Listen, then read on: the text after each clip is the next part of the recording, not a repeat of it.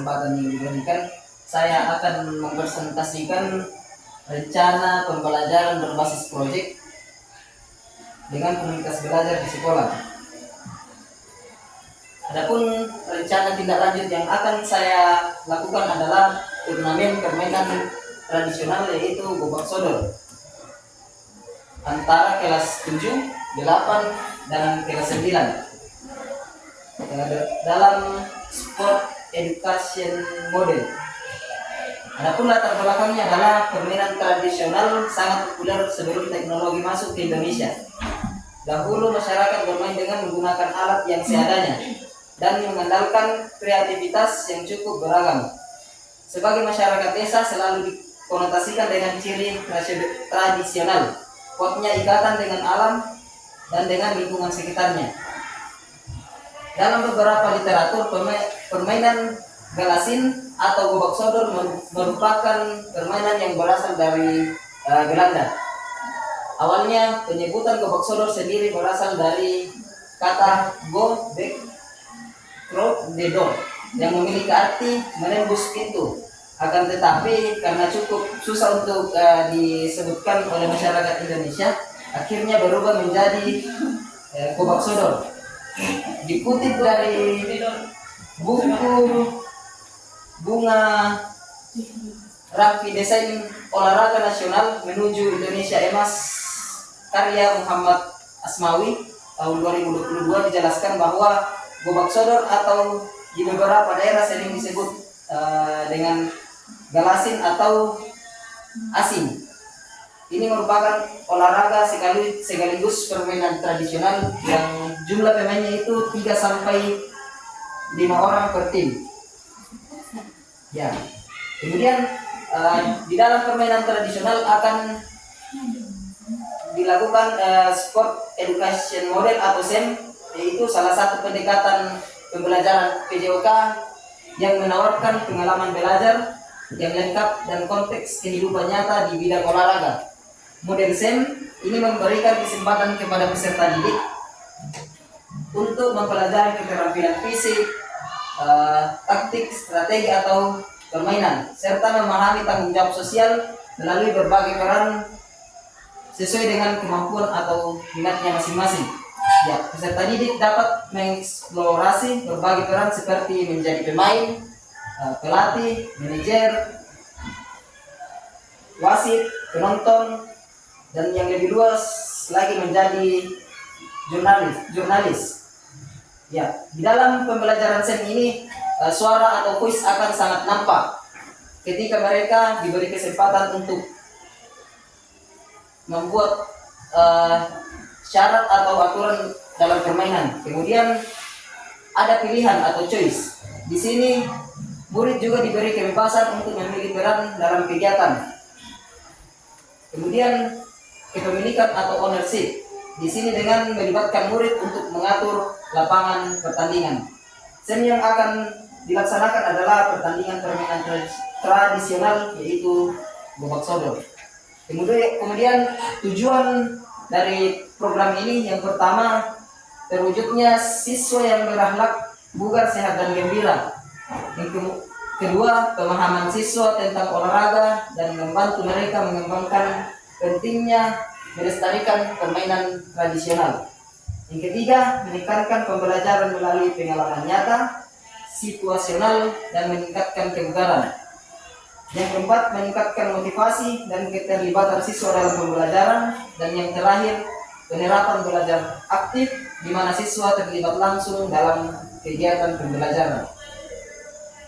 Adapun capaian dan langkah-langkah yang diharapkan, hasil yang diharapkan. Yang pertama itu tujuannya pemahaman tentang aturan permainan. Yang kedua, mengembangkan keterampilan dan kekompakan. Yang ketiga, kepemimpinan yang bertanggung jawab. Dan yang keempat, menumbuhkan sikap percaya diri dan kreatif.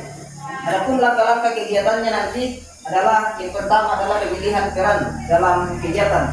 Nah, jadi peserta didik di sini diberi kesempatan untuk memilih perannya masing-masing. Setelah itu kita masuk di technical meeting.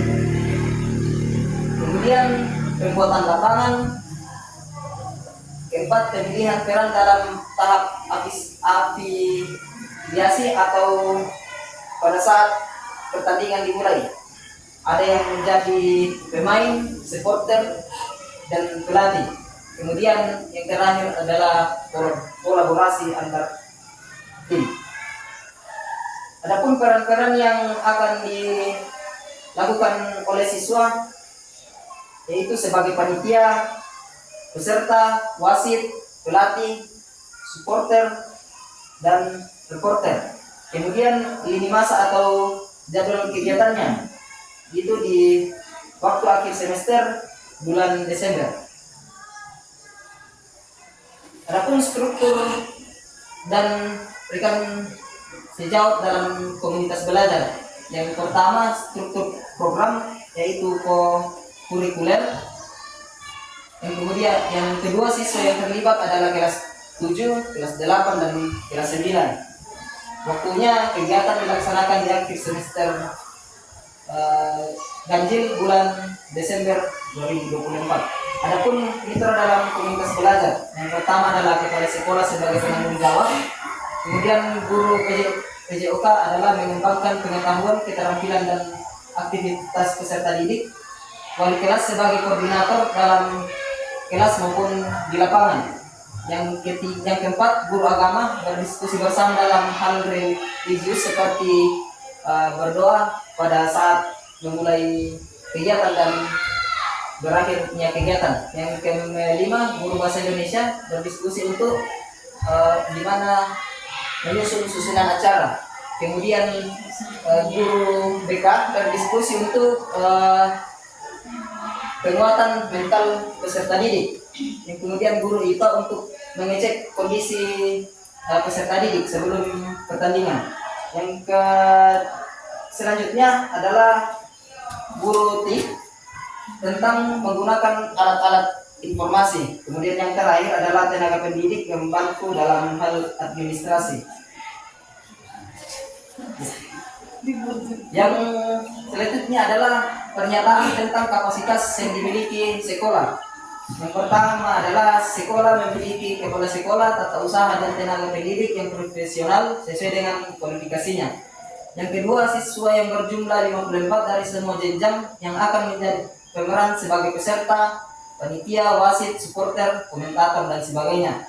Yang ketiga, sekolah memiliki lapangan yang cukup untuk membuat lapangan permainan gobak sodor. Kemudian yang keempat, sarana dan prasarana termasuk perlengkapan yang cukup memadai untuk melakukan kegiatan.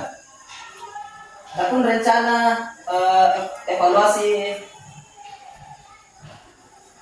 yang pertama itu ada tujuan pembelajaran yang ditinjau dari capaian pembelajaran dari SEM. Kemudian umpan balik dari siswa tentang pengalaman dan pembelajaran SEM. Kemudian 3, mengumpulkan pendapat melalui refleksi. Kemudian refleksi guru terhadap perencanaan dan pelaksanaan SEM, evaluasi penerapan konsep fair play. Jadi nanti ini evaluasinya dilaksanakan di akhir kegiatan. Kemudian kemungkinan atau tantangan-tantangan yang akan dihadapi di lapangan. Yang pertama itu ada pengelolaan waktu. Jadwal yang padat, keterbatasan waktu dapat mempengaruhi jalannya kegiatan. Jadi solusinya di sini adalah melaksanakan semua kegiatan secara tepat waktu agar tidak banyak waktu yang terbuang percuma. Kemudian yang kedua, faktor cuaca atau alam, karena lapangannya outdoor akan terpengaruh dengan kondisi cuaca. Jadi solusinya di sini melaksanakan kegiatan di pagi hari agar peserta tidak kepanasan. Yang ketiga, motivasi peserta didik adalah kesulitan dalam manajemen tim karena kemampuan siswa yang berbeda. Solusinya yaitu memberikan motivasi ke peserta didik bahwasanya memiliki kesempatan untuk mengambil peran atau bermain. Dan slide terakhir adalah terima kasih. Ya, jadi itu adalah hasil presentasi dari saya. Jika ada yang mungkin ditanyakan, dipersilakan. Pernah kiranya kayak mau apa? Gobak sodor. Asik, Asik. Kalau di Ini asing. Sodor. Jadi semua nanti itu satu hari di kegiatannya. Satu Ya. hari semua kelas. Ya, terima kasih. Jadi kegiatannya itu nanti 1 hari saja. Jadi langsung pertandingannya nanti 2 hari. Karena ada nanti pembuatan panitia, kemudian besoknya adalah pelaksanaannya. Karena semua peserta didik akan terlibat di sini, mulai dari kelas 7, kelas 8, kelas 9. Jadi nanti panitianya mulai dari kelas, nanti mereka yang akan memilih Oh, siapa panitianya yang dari mereka sendiri. iya, panitianya mulai dari panitia, wasit, semuanya adalah peserta didik yang terlibat. Kalau kitanya bukan guru yang menentukan panitia di sini. Ya, bukan guru yang menentukan panitia di sini. Jadi yang menentukan panitia adalah peserta didik itu sendiri. Diberi kebebasan. Ada panitia. Masih ada? Ya. Jadi saya kira cukup.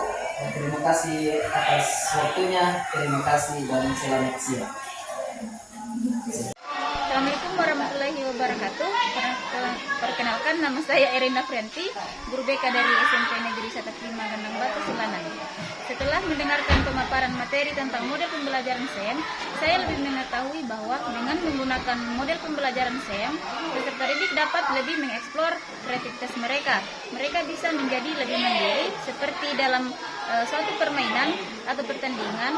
Mereka bisa menjadi seorang wasit, seorang komentator, seorang pemain, dan seorang penonton. Terima kasih.